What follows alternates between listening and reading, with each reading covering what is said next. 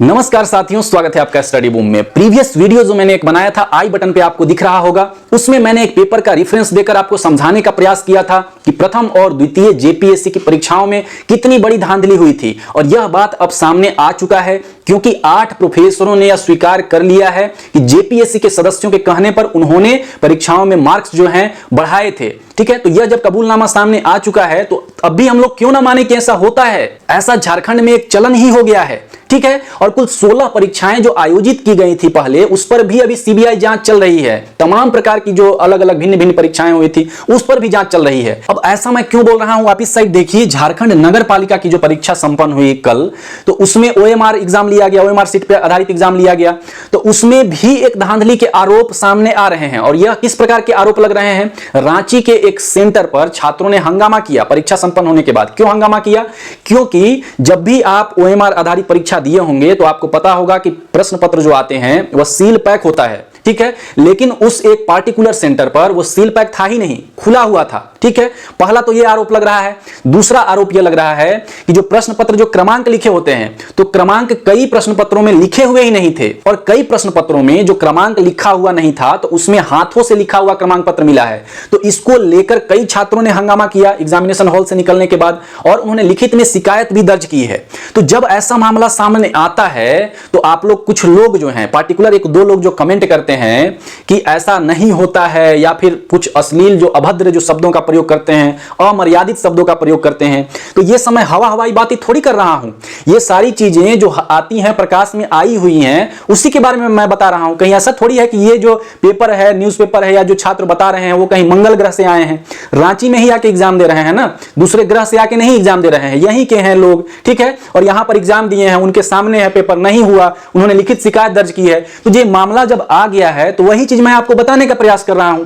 तो अपने शब्दों में जब शब्दों का चयन करते हैं आप, तो उसमें थोड़ा सा शालीनता का प्रयोग करिए, क्योंकि जब अभद्र शब्दों का प्रयोग जब हम खुद पे अपने ऊपर नहीं ले सकते, तो शब्दों का जब भी कुछ अगर किसी के सामने बोल रहे हैं, कहीं कमेंट कर रहे हैं, तो शब्दों का चयन अच्छा होना चाहिए। ठीक है, क्योंकि आप लोग एक सुशिक्षित लोग हैं, और कुछ ऐसे 1-2 लोग हैं जो इतने डरे हुए हमको महसूस होते हैं कि पता नहीं क्या हो जाएगा। मतलब अपने हक के लिए कुछ बोलना गलत थोड़ी है, और ये लीगल चीज है। आप अभिव्यक्ति की स्वतंत्रता मिली हुई है ना आपको, और आप बोल सकते हैं बाकायदे। आप ऐसे ही हवाई बातें नहीं बोल रहे हैं ना, किसी चीज का रेफरेंस लेकर और किसी चीज के बारे में बोल रहे हैं कि हाँ ऐसा हुआ है, उसको बता रहे हैं, और ये बताना कहीं से भी गलत नहीं है। ठीक है, पहला बात तो ये आप लोग समझ लीजिए, और काफी डरे हुए भी मत रहिए। तो देखिए, यह एक मामला सामने आया है, आरोप लगाए जा रहे हैं। अब क्या है क्या नहीं है उसकी अभी पुष्टि नहीं हुई है, लेकिन जैसा एक चलन रहा है तो उस पर हम लोग देखते हैं, क्योंकि अभी आगे सीजीएल भी एग्जाम आने वाला है, वो भी ओएमआर सीट पे लिया जाएगा, ऑफलाइन एग्जाम होगा। ठीक है, अब जो एग्जाम हो गया, अभी जैसे लैब असिस्टेंट का है तो इसका डॉक्यूमेंट वेरिफिकेशन किया जाना है, इसका तो एग्जाम हो गया, इस पे भी हालांकि बहुत सारे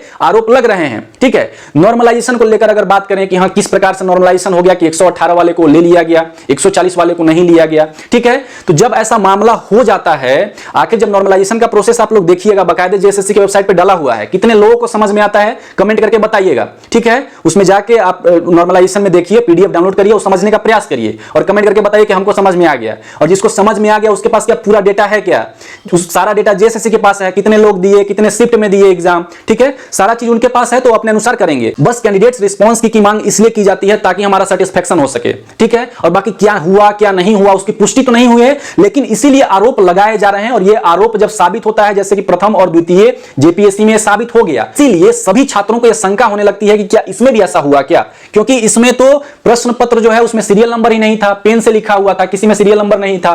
ठीक है, और वहां पर सील पैक जो होता है वो पैक नहीं था, ओपन था। तो बहुत सारी चीजें हैं, इससे आरोप लग रहे हैं, अभी इसकी पुष्टि नहीं हुई है। लेकिन बस समझने की आवश्यकता यह है कि हम बिल्कुल भी ना इस चीजों को नकार नहीं सकते हैं, बस ये चीज ध्यान में रखिएगा, नकार नहीं कर सकते हैं। जेएसएससी जो लैब असिस्टेंट है तो इसके डॉक्यूमेंट वेरिफिकेशन आप लोगों को पता है कि 31 जो अक्टूबर है वहां से स्टार्ट होगा।